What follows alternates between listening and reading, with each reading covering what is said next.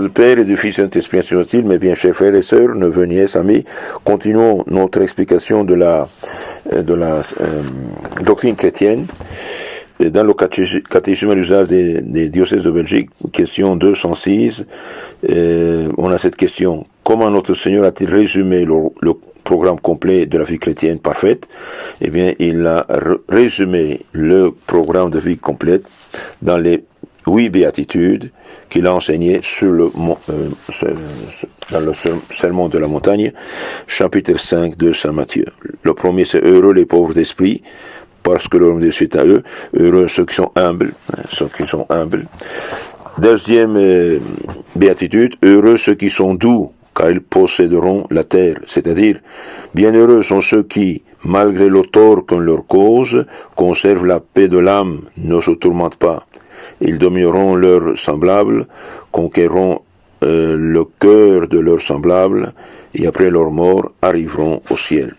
Heureux les doux, bienheureux ceux qui, malgré le tort qu'on leur cause, conservent la paix de l'âme, eh bien, ils vont gagner le cœur du prochain et de Dieu aussi.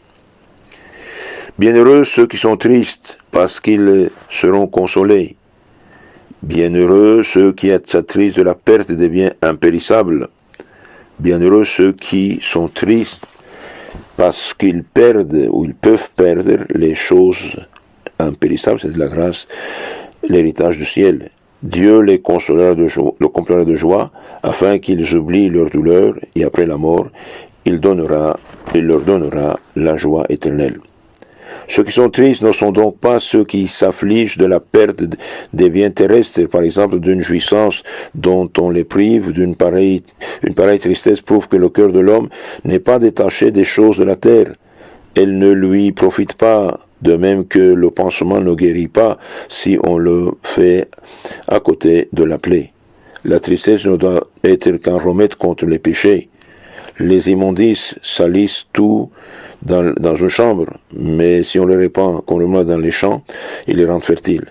Il en est de même de la tristesse. Elle sert non pas quand elle s'étend aux choses terrestres, mais bien quand elle a pour objet les péchés, dit saint Augustin. Il y a des saints qui sont tristes en voyant leurs semblables se perdre, leurs semblables courir dans le chemin, malheureusement, de l'enfer. Donc, la tristesse pour les choses de la terre, eh bien, ça c'est rien, c'est même une maladie. La tristesse est à l'âme ce que la chaleur extérieure est pour le corps. La tristesse du monde produit la mort, dit saint Paul. Une disposition d'esprit mélancolique est pour le démon le temps le plus propice pour nous tenter et nous perdre, comme la nuit est pour les animaux féroces l'heure la plus favorable pour guetter leur proie. Donc la disposition d'esprit mélancolique, de la tristesse pour les choses de ce monde, eh bien, est pour le démon le temps le plus propice pour tenter et pour vaincre aussi. C'est pourquoi le Saint-Esprit nous engage souvent à nous réjouir, car la joie du cœur, c'est la vie de l'homme et un trésor inépuisable de sainteté. Ecclésiastique 30-23.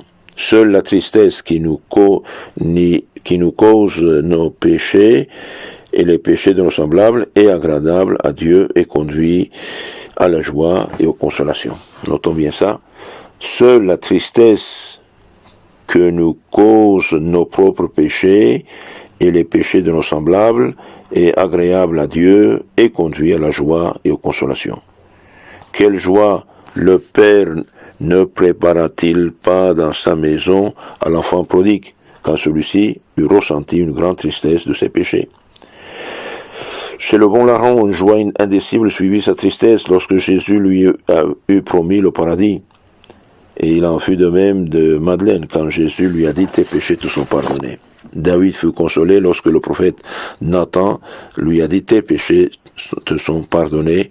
Et sainte Monique aussi a éprouvé une joie terrible quand elle a vu la conversion de son fils après 17 ans de larmes. La tristesse que l'on éprouve au sujet des péchés n'est pas une véritable tristesse parce qu'il est accompagné d'une joie intérieure. Le pénitent est toujours triste, mais il se réjouit de sa tristesse. Malgré toutes mes larmes de pénitence et mes soupirs, dit saint Jérôme, je ressens quelquefois tant de joie que je crois transporté au milieu des légions des anges. Donc, heureux ceux qui sont tristes parce qu'ils seront consolés.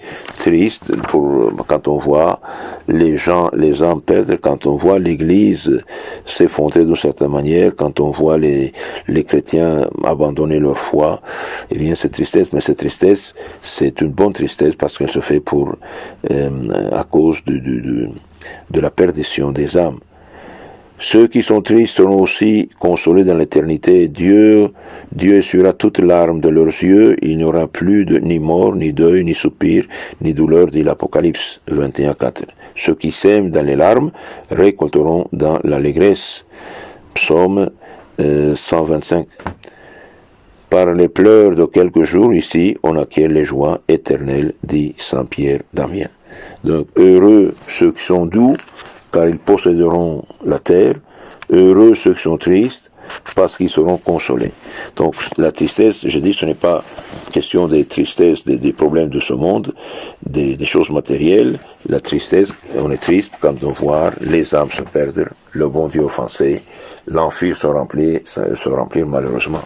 Et donc il faut prier pour le prochain, c'est une grande charité. Bienheureux ceux qui ont faim et soif de la justice, parce qu'ils seront rassasiés. Bienheureux sont ceux qui aspirent sérieusement à la vérité ou à la perfection morale, car ils arriveront certainement, et dans le ciel ils seront entièrement satisfaits par la vision de la divinité. Le centurion Corneille de Césarée, qui aspirait à la vérité, joignait à la prière, le jeûne et l'aumône. Enfin, Dieu le fit instruire par l'ange et ensuite par Saint Pierre, chapitre 10 des Actes des Apôtres. Le philosophe païen Justin étudia à fond tous les systèmes de la philosophie pour découvrir la vérité. Dieu lui fit ensuite connaître le christianisme par un vieillard des bords du Tibre. Le protestant, le comte Stolberg, chercha pendant 7 ans la véritable religion et finit par la trouver en retournant à l'église une sainte catholique apostolique. De même, celui qui tend sérieusement la sainteté y parviendra certainement. Donc, heureux ceux qui ont faim et soif de la justice, eh bien, ils seront rassasiés, c'est-à-dire ceux qui veulent se sauver, ceux qui veulent sanctifier, ceux qui veulent sortir du péché, ceux qui veulent connaître la vérité de Dieu, eh bien, il faut qu'ils la demandent, il faut qu'ils la cherchent, ils la trouveront, pour que Dieu est juste. Entendant sérieusement la sainteté et la justice, nous devenons capables de recevoir les grâces de Dieu. Entendant sérieusement la sainteté, nous devenons capables de recevoir les grâces de Dieu, comme celui qui veut prendre beaucoup d'objets dans le sac, en élargit les plis, ainsi par nos désirs, nous dilatons notre cœur, dit saint Augustin. Nous le transformons en un objet facilement inflammable. Ceux qui ont soif de la justice espèrent avec raison l'habitude éternelle, car celui qui tend à la justice estime qu'il n'est jamais arrivé au but, mais il ne dit jamais assez. Il a toujours faim, or une faim éternelle mérite aussi un rassasiement éternel, dit saint Bernard. Donc, premièrement, pour entrer dans ce jeu de la perfection, on peut dire, au système, il faut premièrement faire une bonne confession de tous ses péchés.